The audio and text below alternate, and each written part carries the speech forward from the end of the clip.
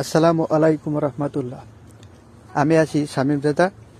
আপনাদের সবার প্রায় একই প্রশ্ন, জব প্রিপারেশন কিভাবে নিব। আজকে আমি এই বিষয়টাতে গুরুত্বপূর্ণ অনেক কিছু আলোচনা করব। আপনারা সবাই মনোযোগ দিয়ে দেখবেন। চাকরির প্রস্তুতিতে সবচেয়ে আমরা বেশি ভুল করে থাকি, সেটা হচ্ছে আমরা নির্দিষ্ট গন্তব্য নির্ধারণ করতে পারি না। এইটা একটা মোস্ট টপিক ভুল। কারণ আপনি যদি সব দিকে প্রিপারেশন নিয়ে থাকেন, চাকরির প্রস্তুতিতে অনেক পিছিয়ে পড়বেন।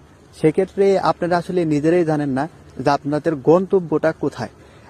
আমি 3টা ক্যাটাগরি ভাগ করেছি: বিসিএস, প্রাইমারি নিবন্ধন, কম্পিউটার রিলেটেড জব আর অন্যান্য জব।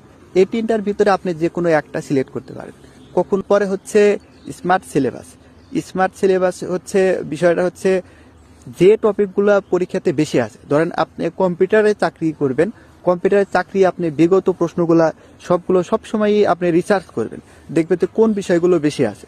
যে বিষয়গুলো বেশি আছে, যেমন আমি ধরি বাংলায় সমাজ আছে, সন্ধি আছে, এই টপিকগুলো খুব বেশি আছে। আমি বাংলায় কিন্তু টপিক কিন্তু 10-15টা আছে। আমি যদি কালেক্ট করি, আমার 4-5টা টপিক দেখবো যে আমার খুব বেশি আছে। এই টপিকগুলো তৈরি করে নিজে নিজে সিলেবাস একটা তৈরি করতে হবে। আমারও সিলেবাস তৈরি করা আছে, তবে এটা নিজে নিজে করলেই ভালো হয়।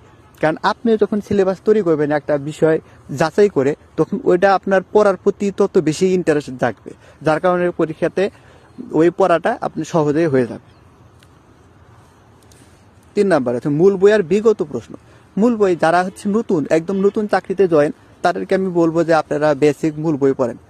সেলফ প্রিপারেশনের যে মূল সেট বই আছে, বই পড়তে পারেন। জব পিডার বই আছে, পড়তে পারেন। মূল বই পড়তে হবে, মূল বইটা বেশি ফোকাস দিতে হবে প্রথম দিকে।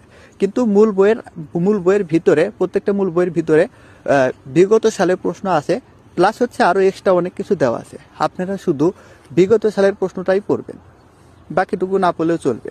কিন্তু যারা অনেক প্রিপারেশন নেওয়া হয়ে গেছে, তারা জব সলিউশন বেশিটা পড়বে না। জব সলিউশন বিষয়ে যারা নতুন, তারা জব সলিউশন মাঝে মাঝে 3-4 সেট, মাঝে মাঝে 1টা করে 2টা করে সেট পড়লেই হবে। কিন্তু যারা পুরাতন, তারা শুধু অনলি জব প্রিপারেশনের উপরে ফোকাস দিবেন। আপনারা জব প্রিপারেশন না দেখে করবেন, কখনো দেখে না, না দেখে করবেন। না দেখে করে এবং যেগুলো ভুল হবে ওইগুলো কালেক্ট করবেন। ভুলগুলো একটা খাতায় লিখবেন, লিখে সেগুলো শুধু মুখস্থ করে যাবেন। আর আপনাদের হচ্ছে যারা পুরাতন, তাদের তো মাস্ট চাকরির যে এক্সামগুলা, সব এক্সামগুলো তো আপনারা অ্যাটেন্ড করেন হয়তো। কারণ যারা পুরাতন, তারা সকল চাকরিতে আবেদন করবেন। নিয়মিত পরীক্ষা, চাকরির পরীক্ষা বেশি বেশি দিতে হবে। সেটা হোক আপনার প্রতি সপ্তাহে সরকারি চাকরি পরীক্ষা থাকলে, সেটা আপনি প্রতি